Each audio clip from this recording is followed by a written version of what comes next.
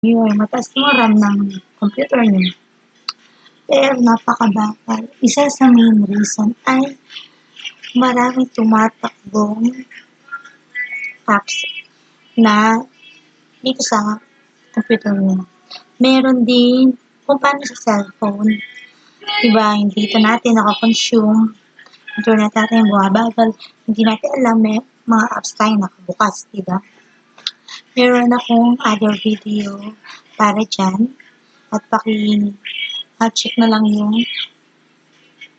description box sa baba para ma-click nyo yung link ng video na yun para mapanood nyo kung paano mapapabilis ang inyong internet sa cellphone. Pero ito, ngayon, sa computer, sa desktop, o sa laptop, ito ay talagang napaka-husay, napaka-galing. Papakita ko sa inyo. Meron ako apps dito na napakahirap gamitin. Siguro talaga mga pang-professional na ang gumagamit natin. Pero inaaral pa rin natin siya, but napakahirap talaga. And napakalaki talaga ng database na nakain niya. Ipakita ko sa inyo guys kung paano. Kung hindi kayo taking, ito na. Ang pinaka-solusyon.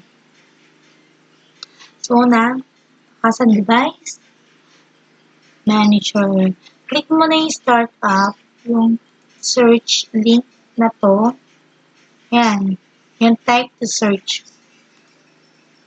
And, type mo yung control panel. Yan. And, ayan. Nakita nyo, sa control panel, punta kayo sa programs. O uninstall program. Check natin yan.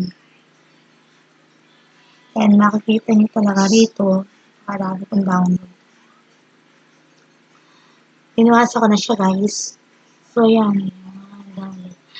At isa sa gusto kong burahin, dahil nabura ko na si Premiere Pro.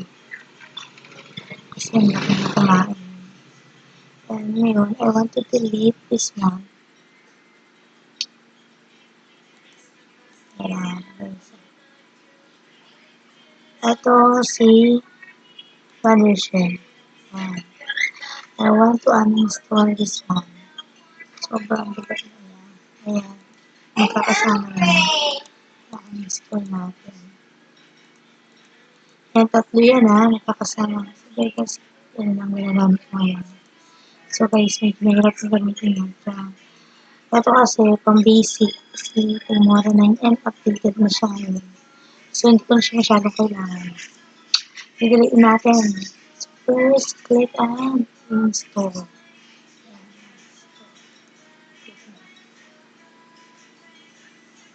Are you sure you want to completely remove one or share out the compact and all of its components? Set to say yes. Ayan, yan na sure compact was successfully removed from your computer. Napakabilis lang, diba? Ito kayo. So, ayan na siya. Then, ito.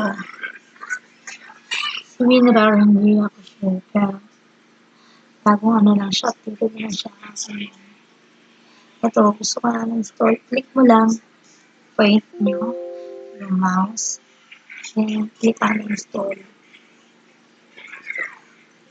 Ayan. Are you sure you want to completely remove? Yes, yes.